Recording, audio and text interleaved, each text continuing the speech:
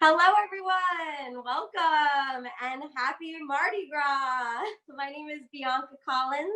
I'm the curator of public programs for the Fowler Museum at UCLA, and I'm streaming to you live from Harold and Belle's Testing Kitchen in Los Angeles, California.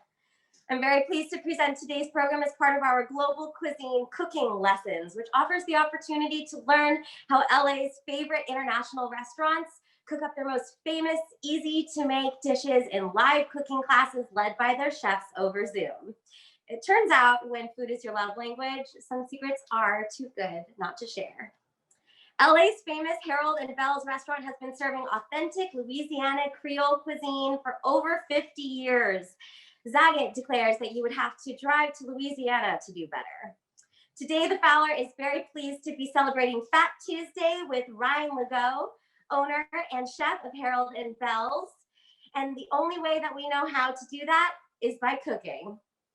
Fat Tuesday, or Mardi Gras, is perhaps best known in the US as part of the Carnival in New Orleans. The phrase refers to the last night before Lent, when observant Christians can indulge in rich, fatty foods prior to a period of fasting. Tonight, we are learning how to make jambalaya, the ultimate Creole dish, traditionally consumed on Fat Tuesday. Ingredients were sent upon RSVP. I hope that you came with ingredients prepared and ready to cook. If you have any questions during the program, please submit them through the Q&A function found at the bottom of your Zoom screen. All right, that's enough from me. Let's get ready to cook with Ryan.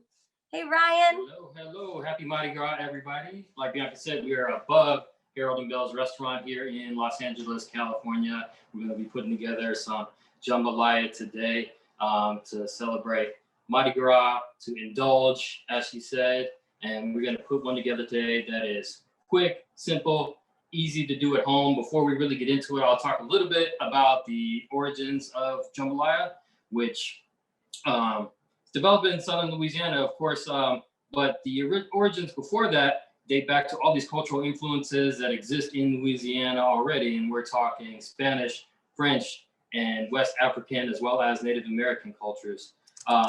So while just like, many stories about how dishes came to be and traditions, there's some tall tales out there, and there's some that seem a little more plausible and believable. So, the best, we can gather for the origins of jambalaya is a combination of words.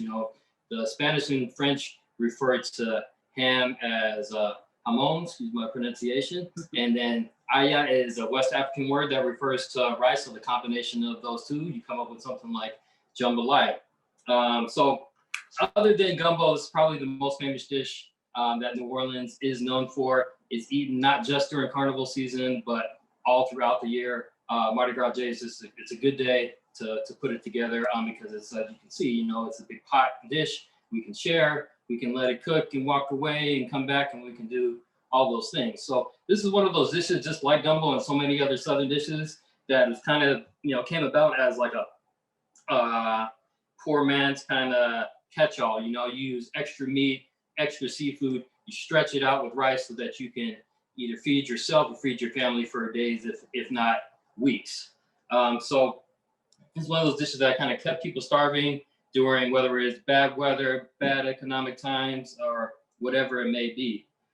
So the one that we're going to put together today is a simplified version of what would be a more traditional recipe. We would be cooking the rice in the pot with the jambalaya, but requires a lot of judgment calls along the way. There's going to be hundreds of your own individual pots out there as far as mine. So we're going with the version that is going to be simpler and easier for everybody to do and just as delicious. I mentioned ham. The most traditional jambalaya is going to be made with ham. Our jambalaya at Harold and Belle's has ham, has chicken, has two kinds of sausage, and has shrimp, and has a little bit of crab in it. So we definitely simplified that today with just a couple of proteins, one being our sausage that we have in the pot already, and I'll get to that in just a second. I just have it warming up right now, just so I can keep up with my time. You don't need to worry about having yours going just yet. And the other protein is going to be fresh shrimp. To me, these are the two that impart the most flavor, that are the most important. And when I eat jambalaya, these are my two favorites. For those that don't eat pork, part of the reason I chose not to include the pork was because we get so many requests at the restaurant for non-pork items. So I figured that was a good one to eliminate. For non-seafood eaters, you can always substitute chicken instead of the shrimp. And like I said, you know, there's really no wrong way to make it. There's so many different versions and recipes, and your grandma made it different than mine. So just go for it. And we're really gonna, you know, the most important part is really just getting the consistency at the end that's not mushy, that's flavorful, and that presents well and tastes good. All right. So can we review the ingredients real quick before we get going? We definitely can. So my first two ingredients, I have my oil. I'm using canola oil. You can use vegetable oil or any other, you know, cooking oil that you have around. I have my sausage cut into what I call crescents, you know, and then I have them in here now. We're going to be making a roux. We're going to be making a little different than a traditional roux. We're not going to start with just oil and flour. We have the sausage in there already. The reason I'm starting with the sausage in the oil like that already is because I do want some of that oil to leach out of the sausage as we warm it up. It's going to impart that smoky, salty flavor into the oil. We're going to put our flour in after that to make a roux, but it's going to be a roux with sausage in it already. I'll talk more about that in just a second. Sounds great. Next we're going to add the tomatoes next. Hopefully your tomatoes are already peeled and chopped because that is a huge time saver. We did that ahead of time. And we have our Trinity also. For those of you that don't know, the Trinity in New Orleans and Louisiana cooking is onions, bell peppers, and celery. I have them all here together in the same container. I have some minced garlic right here. And I have our seasonings kind of all together right there just so that when it comes time to put them in the pot, I don't have to do them individually. I can just dump that whole thing. They're all measured out. We have sea salt, black pepper, cayenne pepper, thyme, basil. We have some paprika, some chili powder, and we have some whole bay leaves there. I also have some parsley here. This is dry parsley. You can use chopped parsley. This is just kind of what was available at the time when I did my shopping. I didn't like the fresh parsley options, so I have parsley there, and I have some Louisiana hot sauce here. So the brand, this is brand name Louisiana hot sauce, but Louisiana really more refers to the style of the hot sauce than the actual product itself. So you can use Crystal, you can use Red Rooster, which is probably my personal favorite, and there is a few different other ones out there. Those would be my top three, though: Louisiana Rooster and Crystal. Awesome. Some people like Tabasco, some people don't. Not when I use a whole lot in cooking. I find Tabasco to be a little too vinegary when I'm cooking. And then I just have some very, very basic chicken stock right here that we're going to add at the end. You know, our goal is to make, before we add the rice, is to make a sauce that's not too heavy, that's just going to stick to the rice. This is not, you know, spaghetti sauce that we're making. We're just making enough to keep our dish moist, and if we want it to stick to the rice and create some substance. Right. We have our shrimp right here, and we have our rice also. This is just plain long grain rice. I have them basically in the order that we're going to use right now. Great. So before we get going, let me just make sure there's nothing essential happening here. All right. So the Trinity ingredients again. Can you remind us what those are? Absolutely. That's onions, bell pepper, and celery. Okay. We're using red bell peppers today. I chose red bell peppers not necessarily because of a difference in flavor, more because I like the color and how it presents in the dish when it's all said and done. Okay. And if you use fresh parsley, do you use the same amount? Yeah, it's basically the same amount. And you'll find you can actually be a little more liberal, I think, with the fresh parsley. Part of the parsley we're gonna reserve. I got a little bit more than what I need for the dish right here, and we'll reserve it at the end. And when we plate up our dish, we'll just use it for a little bit of garnish. All On right. the top, you can also use green onions if you have that. Oh, cool. Anything else that's green contrasting Basil? flavor. Basil works too. All right, cool. On what we're doing. All right, let's do this. And is that a cup of oil in the sausage there? It is. So I want to talk just briefly because we're going to be dealing with hot oil. Word on safety. Yeah. You know, I have my wooden spoon here. This is a kind of a larger, oversized, so to speak, wooden spoon. Just so it gives me enough distance, keeps my hand out of the pot, gives me enough room once all the ingredients on there, enough strength, I should say, to stir it around. You know, the oil is hot, and especially after we add the flour, it's going to be hot and it's going to be sticky. You know, so we don't want to be violently stirring around, splashing, or anything like that. And that's part of the reason that I have the sausage in the pot already with the oil and let them heat up together, because just another safety precaution. Otherwise, we would be dumping sausage into hot oil, which what we may do all the time in the restaurant setting. You know, let's keep it a little safer here at home. So oil and sausage are in the pot already. And what you can do if you're ready to go and you have all your ingredients, we can put this fire, we're gonna put it on like a medium high. And again, my burner is gonna be different and your burner is gonna be different from your pot, you know, so everyone is gonna be a little different as well as the sausage too, you know. So we're gonna turn it on. I have mine kind of warming up already, just so I know we'd be keeping to our time and flow here. But I'm gonna put it on medium high. We're gonna let it sit there and warm up together for just about. It's gonna be more than 5 and less than 10 minutes or so. When I tested, you know, the recipe and everything beforehand, I was looking at about 7.5, 8 minutes. So we'll see. And what kind of smoked sausage are you using?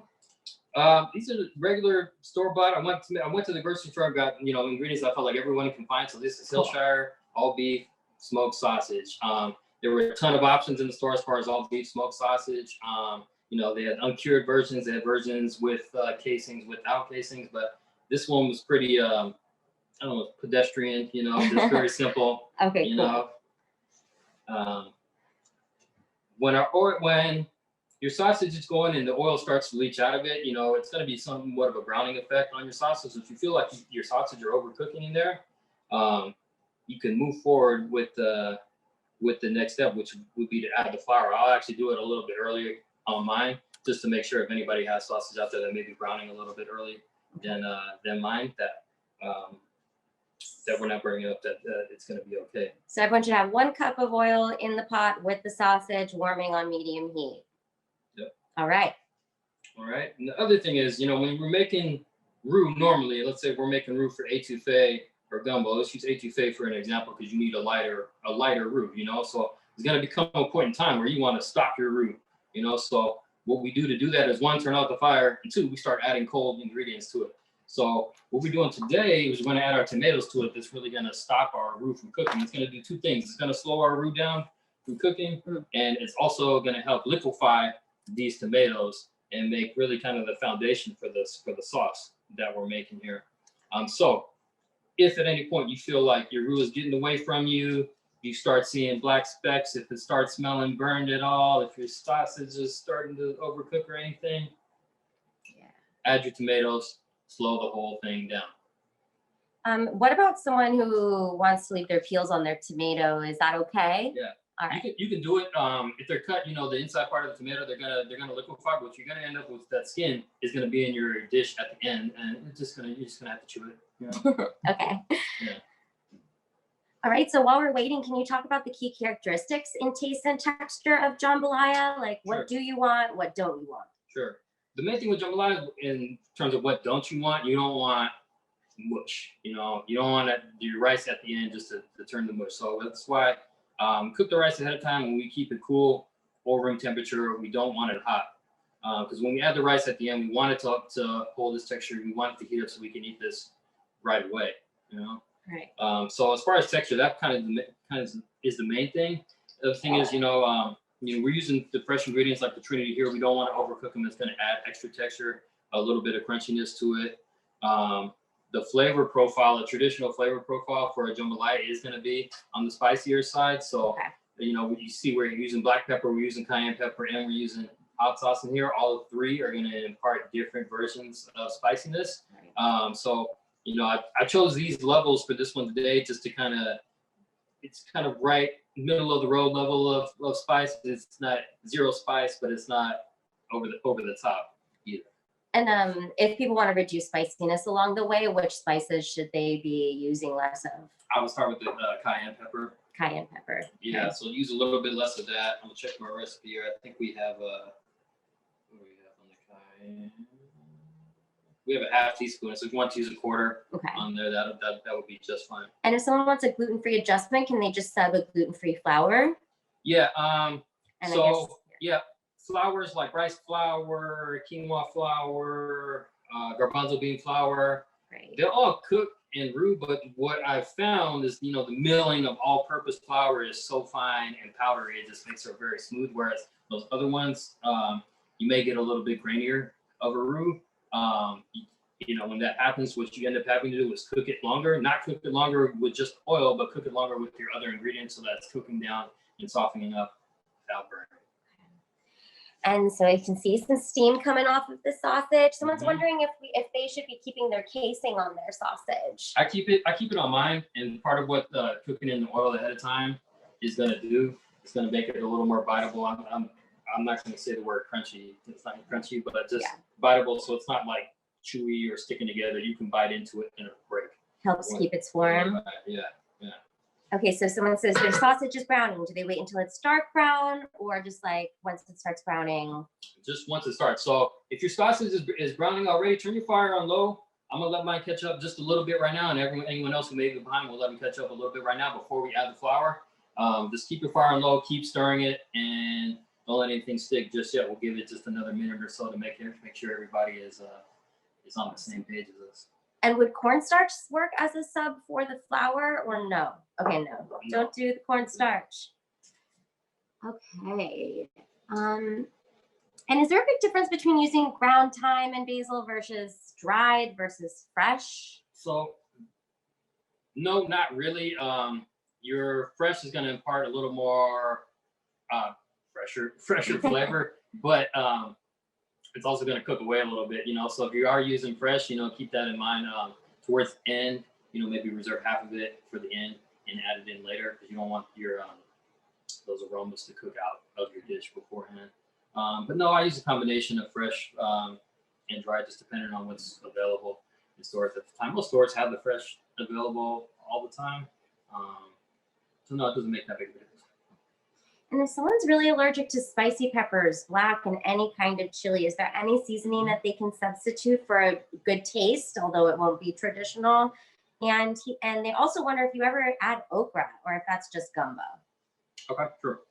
So about the spices, cayenne pepper is really going to be just raw spice flavor. It's not really adding a whole lot to the dish other than making it spicy. So I always start with, if you no spice, eliminate that one first. Black pepper. Yeah, it's kind of hard to find a substitute for that. Because again, it's like cayenne. It's not as it does have a unique flavor that it's imparting, but the majority of it is spiciness. But the hot sauce, it's imparting, other than spice, it's imparting a little bit of vinegar, so like a tartness, a sourness, and acidity to it. So vinegar substitutes could work. You can use lemon juice, things like that, to achieve that. My sausage are going pretty good here, so I'm just about ready to add my flour. And the question about okra, the answer is yes to okra. You can add it just like we're adding our proteins, like sausage and shrimp. We can add fresh vegetables to it. We made a vegan version of this that's had okra and squash and a couple other things that I'm not recalling right now to it. So yes, great. Okra is totally acceptable to use in here. So you can see, I don't know if you can tell on camera or not, but part of what's that liquid at the bottom is part my oil I started with, part fat from the sausage, part water from the sausage, and it's all kind of mixing in there. So I got this boil going on right now, which is really just kind of water evaporating out of my oil. So I'm going to add my flour right now. I'm going to make sure my fire is nice and hot. And again, if I feel at any point it's getting away from me, if it's burning or anything like that, I'm going to turn my fire off, and I'm just going to add my tomatoes to start cooling it down. The roux that we're making for this, what we're really trying to do is just create a little bit of stickiness, so that the whole thing is going to have some body and hold together. But we don't need to make a dark or thick roux. We just want to cook some of that raw flour out of it. Take one more sip here. Got it. I'm just going to also wipe my little camera here, see if that helps at all. Yep. All right. Don't have the hood on today because I'm trying not to make noise. So it's getting a little hot. That's why I'm going to keep drinking my water. So, all right, here we go. We're just going to dump the flour in, right? And we're going to start stirring right away. What we don't want is the flour to stick. We want constant motion, but we don't want violent motion in here. We don't want to splash. So dump it in and make sure it's around. And as I'm doing that, I start stirring. And it's going to clump at the beginning.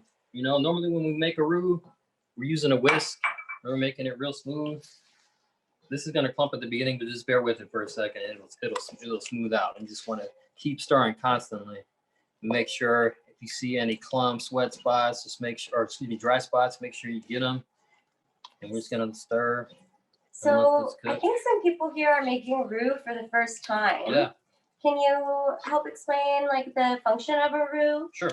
So roux is just a mixture of oil and flour. You can make it with butter and flour or various kinds of oils.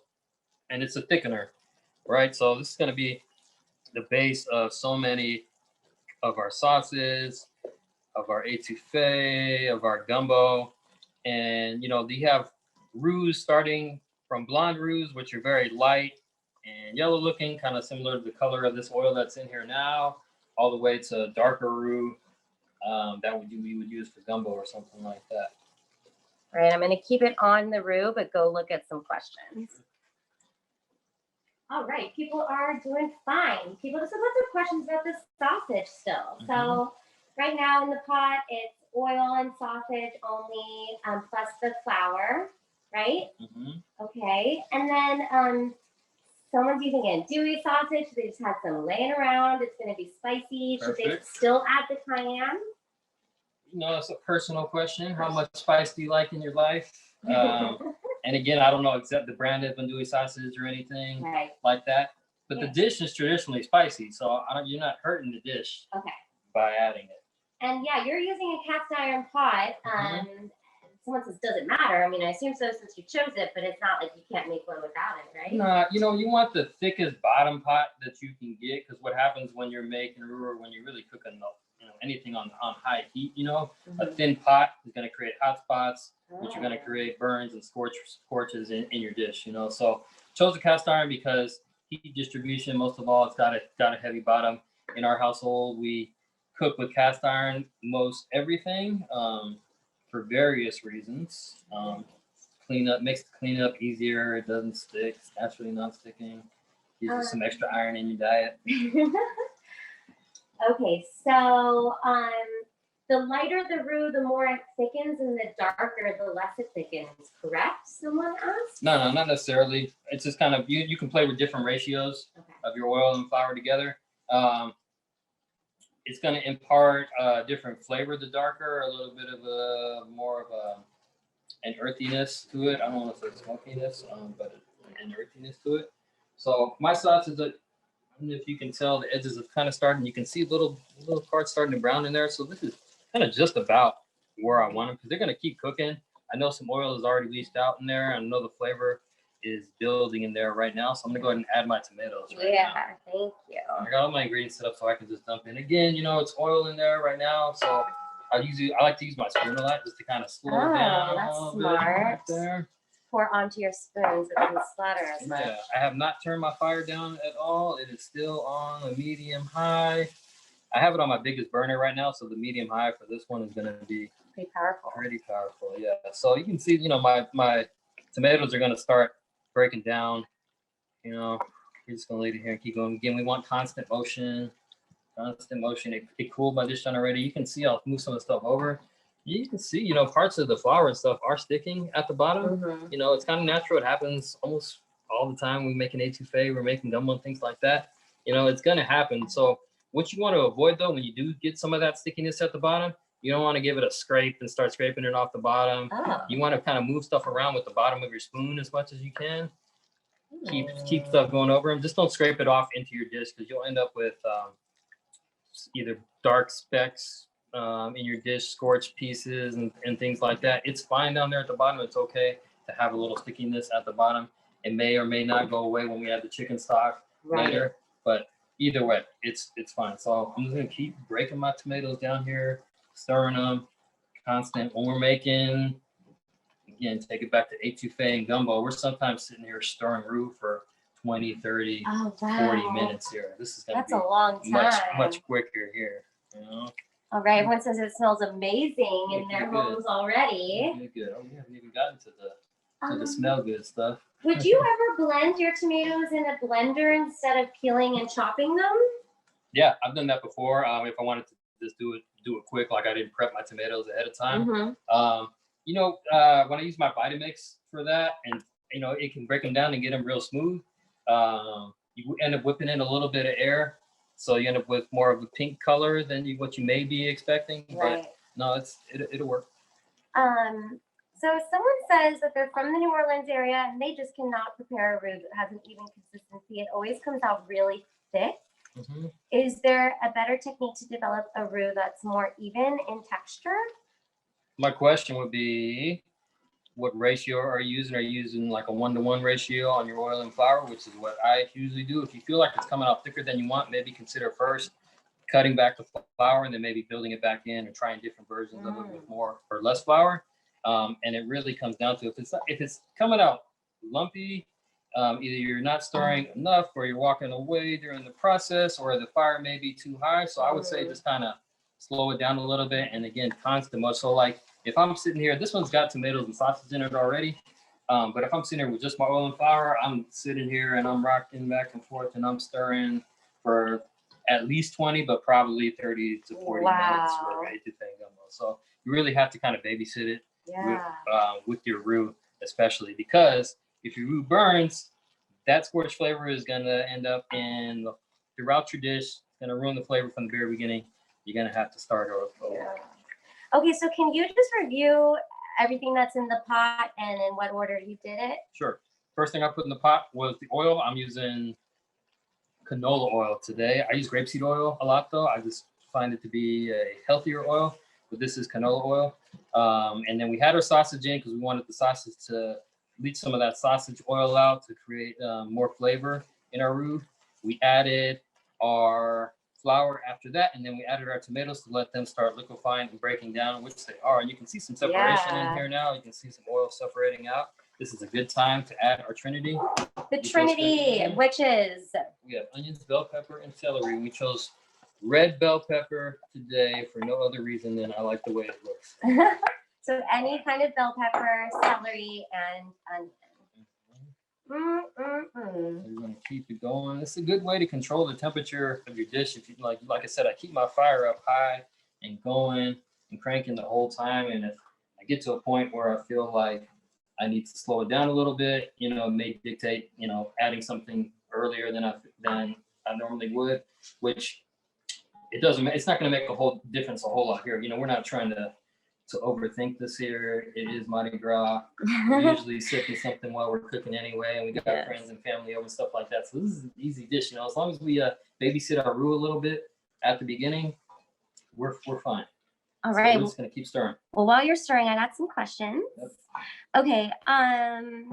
Okay. So what did you look for in the roux to know that it was ready to add the tomatoes right before you did so? So this time I wasn't necessarily looking at my roux. I was looking at the sausage. So I started to see my sausage brown, and I started to see the skin kind of start to shrink up a little bit on them. The roux itself, it's going to start out very light, and you want it to cook down so that it's not too dark. I'm trying to think if I have something in here, maybe the color of my cutting block or something like that with how it would start. And then, you don't want it to get too much darker than that, Yeah. Okay. And someone says, I've never cooked my roux for very long. Is there a reason to not jump too fast? So yeah, it depends on the dish that you're doing, right? So if we're doing like a white wine sauce or something like that, and we're going to start with a little roux at the beginning, we're going to do that very quickly because it's not going to impart as much kind of toasty flavor to the dish. It's not going to be as dark. So it's a matter of taste as far as the flavor that it imparts, as far as the toastiness, more so than a smokiness. It has a little bit to do with the thickness. The longer you cook it, it'll thicken up a little bit. That's mostly because of evaporation. Right. And then what's the other thing? That's sight, taste, and then texture. So it really depends on the dish that you're doing. So what I have here in the pot is something that's gonna be kind of sticky. See, it's kind of clumping together. Got a lot of oil. And so someone's wondering, okay, we've got two people that are questioning the bell peppers. Sure. Someone's wondering if you can skip it, and the other person saying they're allergic to bell peppers. So, can you just omit? Should we have a substitute? Yeah. So I would say omit rather than try to replace, because what we're doing is we're building flavors on top of each other to kind of create a complexity here. Right. We have, I think our ingredient list was close to 20, I don't know, 25 items maybe on it. So removing one is not going to make the biggest difference in the world, especially if it's something you're allergic to. Okay. So no. And if you wanted chicken in this dish, you would add it when we add the shrimp, and it should already be cooked, right? Yeah, so my recommendation would be for chicken, like if you're going to use a chicken breast, it doesn't have to cook all the way through, but you want to at least maybe season up and brown the outside of it, cut it down into cubes or something similar to the size of your sausage. Okay. And so someone thinks that you're a real cool chef. Just thought I'd throw that in there before I continue. Someone has a similar question about how you knew when the roux was ready for the tomatoes, but how you knew when the pot was ready for the Trinity. So I watched the ingredient that I put in before, right? So I watched the tomatoes and I see them starting to break down. So I couldn't tell to the point where there were actual pieces of tomato in there, you know? So it looked more like a sauce by that point. Mm-hmm. Okay, cool. And again, I don't want anybody to overthink it because it's very hard to mess this dish up. If we can get the roux, if we can get through the roux part without burning it, we're all good here. So like if your bell peppers and onion in your Trinity is a little undercooked, that's just going to give you a little extra crunch when we get to the finished product. If it's a little undercooked, it's not going to stand out a whole lot because we have all these other ingredients. You're going to have some bites of sausage and shrimp and rice and stuff like that in there also. Okay, so everyone, the shrimp family here too, so they're coming over to eat for free. So what are they exactly, about, you know? They'll be thankful. So you guys, the shrimp is not in there yet. Hold on the shrimp. No, shrimp at the end. We don't want to overcook our shrimp. Right. And if someone didn't have enough oil for some reason at the beginning, can they add oil in the middle of cooking? You can, but I wouldn't worry about a whole without seeing the pot. I wouldn't worry about a whole lot because as you can see, I had oil in the beginning and it starts to cook out. Like that's more oil leaving my sausage and things like that. It's going to soak in as we add our seasonings and our stock and especially our rice at the end. All right. I wouldn't worry about a whole lot. If you've already kind of finished the cooking of the flour and oil and the sausage part together, I wouldn't worry about adding any other oil. I can see, after my Trinity, so now I'm looking at my onions because the question keeps coming up. How do we know? Like I'm looking at my onions, just like when you sweat onions on their own, they're starting to be, I don't know if you can see that piece on there, to be a little translucent, a little softer. So I know that we're good to go to keep moving forward here. I'm going to add my garlic now. I didn't add my garlic earlier because garlic, as you know, has a lot of oil in it. It will burn. So we're going to add it. And we're going to watch it. It should be fine. Usually when you add garlic to a dish and there's other things going on into it, you don't really have to worry about it burning as much. Whereas if we had just added the Trinity with some oil and garlic in a pan at the beginning, we really would have to worry about our garlic. Cooking at the beginning. That's so cool. Garlic is in and it just smells so good now. And you did not put any lemon in with your roux. You were just suggesting that the people who don't. That was more a suggestion for the hot sauce. If you don't want the hot sauce, if you don't like spice, you can't do it. You want a little bit of tanginess to your dish, you can use some lemon juice. Yeah. And no stock in yet. No stock yet. And people are wondering what's next, but they're just gonna have to wait. We got our garlic in there. I'm gonna give it just a minute, just so I know my garlic is cooking down a little bit. You'll be able to smell it coming out of there. We got a pretty smooth consistency going here too. Have not turned the fire down. I kept stirring. Let's look. Remember I told you earlier, you can see that it's sticking at the bottom a little bit. If I can move it, stuff is still sticking down there, but that's okay. We're just not scraping it with our spoon. We use the back of our spoon if we want to get stuff off the bottom. Yeah, that's two great tricks. I mean, the garlic not being added at the beginning. Can you talk more about what that's all about? You said something to do with the garlic oil. Is a very oily vegetable. So if you add it in too early, that oil is gonna caramelize the garlic and toast and eventually burn it. Oh wow! Someone says that theirs is thicker than yours. Is that okay? That's okay.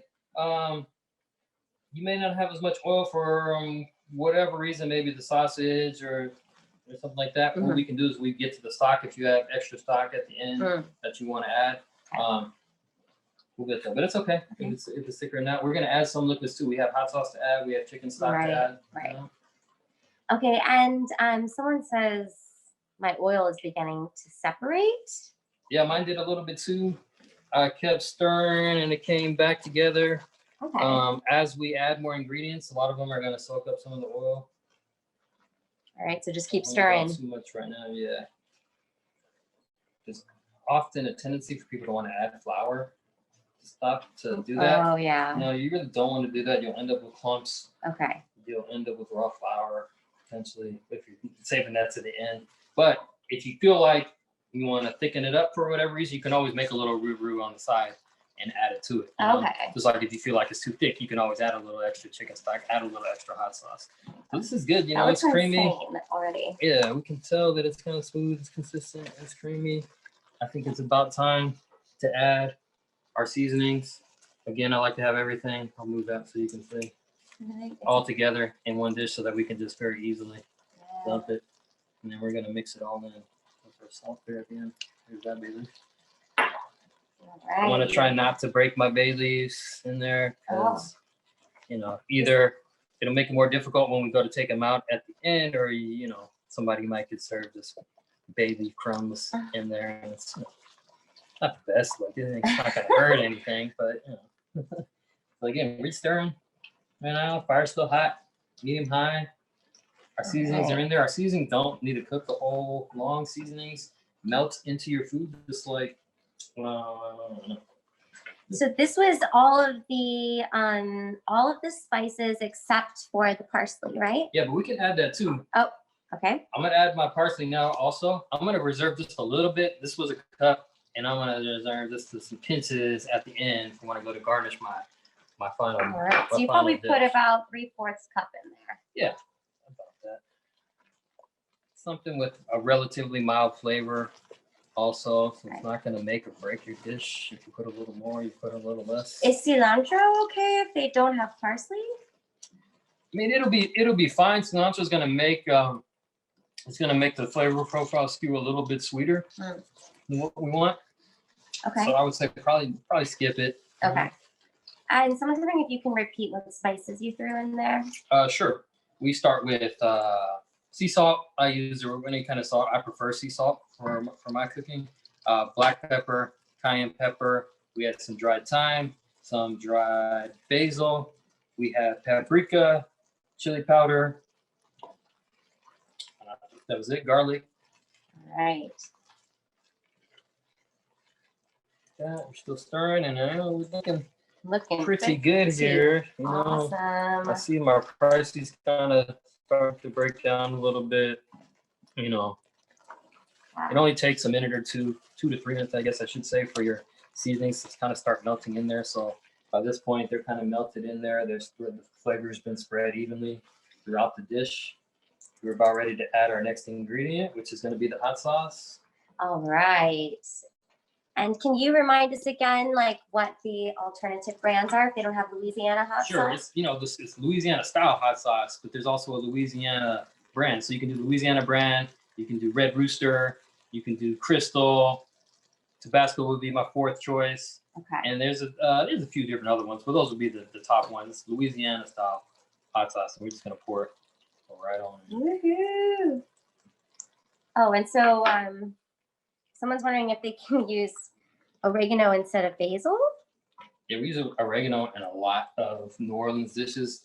New Orleans is a very strong Italian influence in a lot of the cooking, and so these tomato sauces and stuff like that we use for shrimp Creole and some jambalayas. A lot of recipes have oregano. So yes, go for it if you like oregano.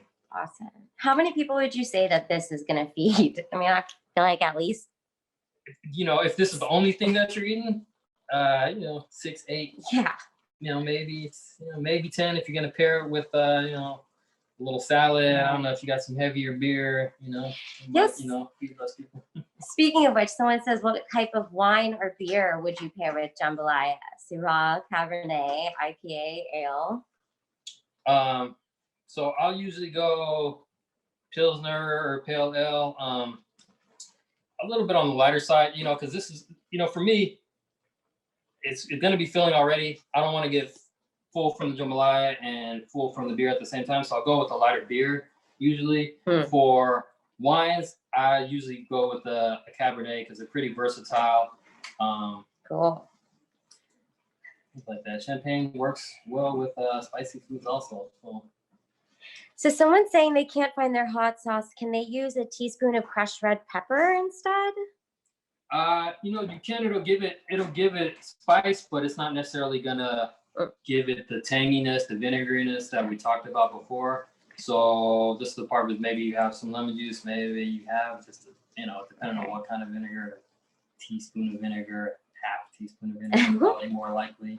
Just so you know, this is your 15-minute warning as per your request. All right, 15 minutes, we're good. Yes. So seasonings are in, hot sauce is in, it's all cooking and good. We're gonna add our chicken stock now. It's gonna just make it a little more liquidy. It's gonna make it look more like a sauce. And this is really just a texture thing at this point. The chicken stock is not doing a whole lot. You can use beef stock, you can use ham stock that they have. Seafood stock? Yeah, you can use seafood stock too. Yeah, oh, that looks so amazing. It's looking good. It's smelling good. Yes. I tell you, this is a good time. When you put your liquids in, it's always a good time to take a break from your stirring because you don't have to worry about your stuff at the bottom burning as much. You got some liquids in there now. Take a break. And take a drink of water. So do you know about peri peri sauce? I don't know about that either, Beatrice. You might want to follow up and tell us more about what that is. Is that a hot sauce? And Kenneth wonders if you have like a special childhood memory that you think of or that comes to mind when you're creating dishes like this. Most of our lives are centered around food, being in the restaurant business. So there's always these occasions where everyone's kind of gathered in the kitchen, whether it be at Christmas or Thanksgiving or things like that. So, my memories and when, there's a cookbook I have over here, my earliest readings about jambalaya are from this cookbook that's been in my family. I guess it was there before I was born because, I found it as a kid, started reading it, and like one of the first pages I ended up on was a jambalaya, and I could just remember being in the kitchen as a kid with mom, dad, and the dogs, just reading this cookbook and cooking. Dad was always cooking something. That's so nice. Okay, so peri peri sauce. Thank you. It is a South African hot sauce. And people are wondering if you can set chili garlic sauce. So it basically is any type of hot sauce, okay? Yeah. You're adding a spice to it. You're adding that flavor, tanginess, vinegary-ness. Have you ever used tiger sauce? No, that sounds a little too spicy. For you spice junkies out there. Michael Goldman is working with tiger sauce. There we go. I like the sound of that. And should someone throw in more chicken stock if theirs isn't quite as brothy yet? Yeah, you can. It doesn't need to be super, if you can see mine is loose, but not soupy, not super thin, but it's also not super thick or pasty either. This is the point in time I want to add my shrimp. Okay, it's the long-awaited shrimp. So my shrimp are just raw and unseasoned right now. What you can do, you can marinate your shrimp ahead of time with some lemon juice and some seasoning, either like a Creole seasoning, Cajun seasoning. You can also maybe blacken your shrimp if you season them up and blacken them and then just reserve them too. So those are options to do. The raw shrimp works fine. It's going to impart like a sweetness and kind of balance our flavor out in this dish that's got so many spices and vinegary. I keep saying that. So let's just add the shrimp. Look, there's water coming out of the shrimp, perfectly fine. Also, our shrimp are already peeled and deveined. The reason we peel them and devein them ahead of time is just so that we can stick a fork in here and not have to worry about coming away with the tail or having to peel it, things like that. So we're just gonna mix them in. Amazing. Okay, so so someone wonders what generation you are. They said that Kathy says that she knew the real Harold and Belle back in the day. Yeah, back in the day. So the original Harold and Belle are my grandparents on my father's side. I'm gonna give my plot a little wipe here. If I will use jambalaya towel. So my grandparents started Harold Bell's in 1969.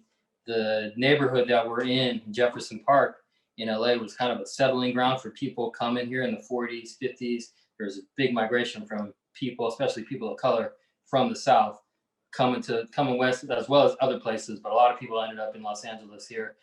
There's more opportunities. There's big automotive, big aerospace here at the time. So my grandparents were kind of part of that migration. And my grandmother worked in aerospace for a little bit, and my grandfather was kind of a serial entrepreneur, had all these different businesses, Texaco Station. He was a painter, had a bike shop. And so when they opened the restaurant, it was mostly as a social club. It's more about gathering for the people from Louisiana that were living in the neighborhood, mostly about the drinking and the cards, and the food was just kind of an afterthought. And the restaurant ended up evolving into what it is today, which is a fine and true restaurant. Absolutely. So we're just doing some light stirring here because our shrimp is cooking now. We're just trying to avoid anything else sticking to the bottom. I think I did pretty good. We can't see the bottom anymore, but I did pretty good, I think. It looks and smells unbelievable down there. So if someone was to cook their rice in the same pot, at what point would they have introduced it? At the beginning. Oh, okay. Yeah, because I mean, what that version of it really is almost like a slow pot or a crock pot kind of thing, Right. You kind of add everything at the beginning. So someone said they made 2 batches, a spicy one and a mild one for their wife, but they accidentally made their wife's too hot. How can they make it more mild? Take a little bit out and then add some chicken stock or something like that to it. And can this be frozen without the rice? Totally. Oh yeah. All right. This sometimes when they're cooking it at Harold and Belle's, sometimes I'll go and just get the sauce like this and just pour it over rice. So it's good. Yum. Either way. So yeah, you can totally do the sauce ahead of time and like throw it together on your special occasion. And so we could see like our shrimp are basically cooked here. They've tightened up. They're the right color, a little bit of pink. We don't want them to overcook it all. So our sauce is basically done at this point. So what we can do is turn our fire off. Turn the fire off. And it's still hot. You can see from mine, there's steam. It's hot. It's coming out of there. We're going to go right to our rice. All right.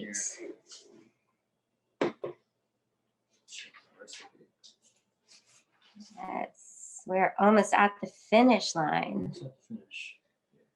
So I have 8 cups in here just in case I need a little bit more. Like I said, if yours came out a little looser than what you like, you may need to use a little bit of extra rice.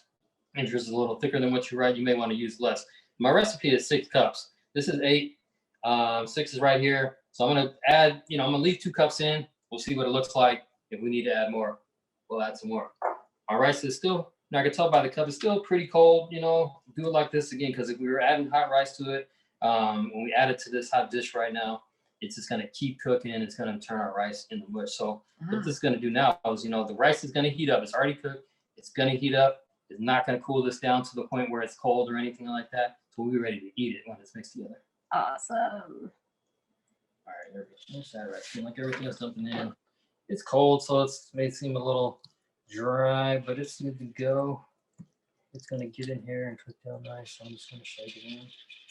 And kind of, again, nothing we do is too violent or fast. We just kind of stir it in and let it mix. And our sauce is going to start to stick to it. Oh my God. A little more. I'm trying to make sure my measurements are right for you guys. Yeah. So we got 2 cups that are left in there, and I just add a drop there. And we'll see how it comes out. We'll stir this in. We'll see how it comes out. So the main substance and texture of the dish at this point is going to be rice. It's a rice-based dish. It's akin to Spanish paella. An often asked question is the difference between gumbo and jambalaya. And gumbo is a soup and jambalaya is a rice-based dish. Right. So, I'm looking at mine right now and I feel like it could be a little tighter. And I'm just going to go ahead and add the rest of this rice here, but this would be fine. Awesome. Like this. Yes, I hope everyone at home is also at the same place and is about to eat some delicious jambalaya. If you guys want to show us your creations, please post them on Instagram and tag at Fowler Museum and at Harold and Belle's restaurant. We'd love to see what you guys were able to create. So we're gonna put the top on now, and then we just want to, maybe 2 minutes, we're gonna let it sit in there and let our rice heat up a little bit. Awesome. Throw the top on for that. I prefer to throw the top on to just preserve whatever heat is in there. And the dish is pretty much done. We just need to let the rice heat up, soften up a little bit, and then we'll plate it up in just a second. It'll be ready to go. Thank you so much. Okay, well, while we're waiting for it to heat up, do you want to look at your cookbooks? Because we've got some people very curious. So yeah, when we talk about kind of our influences and things like that, of course this isn't a cookbook. We got Mom and Dad here back in the day in Harold and Belle's. This was like a guide, a city guide with all these different restaurants and stuff. I think it came out in like 1989 or something like that. So cool. But when we talked about early memories, this book, Creole Gumbo and all that jazz, is an excellent book. I have it kind of bookmarked with my Mardi Gras. And it's a book. It's got not only like recipes but stories and histories. One of the things it talks about here is like Jambalaya, the famous Hank Williams song, who is not a Cajun, but definitely got in the spirit and wrote this song that became a classic. There's probably about 20 different versions of the song now, but the original is by Hank Williams, Jambalaya on the Bayou. Cool. Jambalaya recipe here. They got a few different ones in here. But the book, it's got all these different stories about not just food, but people, Do you see the cover? Oh, it's just a... The cover has long since been gone. You can see this one has been in the family a while. Yeah. So well used. This is a more Creole Gumbo and all that jazz. Okay, cool. Got it. This is a more kind of modern one that I've got last year. Mosquito Supper Club is a happening spot in Louisiana right now. Good female perspective on cooking and Southern cooking right here. La Cuisine Creole is known to be the first Creole cookbook. Really? Written very simply written as paragraphs, not necessarily as recipes. I haven't used this one a whole lot. There's not all marked up and stuff. Wow. Southern vegan becoming more and more popular these days. 50% of our meals that we do at home now are vegan. And this guy right here was, probably, if not still, the most famous Cajun Creole cuisine ambassador, Chef John Fole. So this book is just a beautiful book. Oh, wow, Thyme. But great pictures, all full color. It's heavy. That is heavy. But again, we talked about like stories and things like that. Just a great big cookbook and a whole history. Amazing. Thank you. Another one of his early ones is Evolution of Cajun and Creole Cuisine. This is Chef John Fole again. Amazing. Well, now everyone knows where to look if they want to try something fresh and new. All right, I think this is ready. We're gonna plate it. Bianca's gonna eat it. Yeah. All right. So people are wondering, is Harold and Belle's open for outdoor dining? No outdoor dining. We have a seating area outside where you can eat your to-go food and enjoy. We are really waiting for them to tell us we can open the bar back up before we really kick it into gear. Yeah. Can't open fully right now, so we're biding our time. But takeout 7 days a week. It is available. Here's yes. Got a cute little window. A little bit of my parsley. Oh on the top. My God. And that is how it's done, ladies and gentlemen. Thank you. Enjoy, everybody. Thank you so much. All right. So let me just see if there's anything we got to address before we go. Yes. People are wondering if you have a personal recommendation for sausage and if you have any stores that you recommend for purchasing Creole ingredients. So for sausage, there is a business in LA called Pete's Hot Links right down the street from Harold and Belle's in Jefferson Park. And they've been selling Louisiana style sausage there for almost as long as we've been here. So about 40 years. So highly recommend Pete's sausage. For seasonings, we have our own Harold and Belle's Creole seasoning that we make and put in everything. So basically all the seasonings that I had for us in here kind of end up in here. It's a little different. Can I see the label? Can we order this online? Yeah, and you can call the restaurant and we'll ship it to you also. If need be. Amazing. With seasoning, sausage, and more.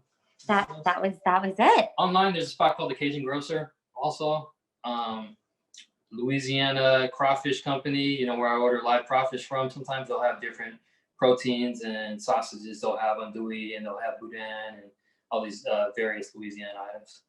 Amazing. Everyone's so happy. They're saying it's delicious and saying thank you so much. And I am excited to dig into mine as well. Absolutely. Well, thank you so much, everyone. Happy Mardi Gras. Happy Mardi Gras. Hope everyone gets to enjoy their delicious food and feed your family. And we hope you'll join us again next time. Thank you, everyone, so much. Bye.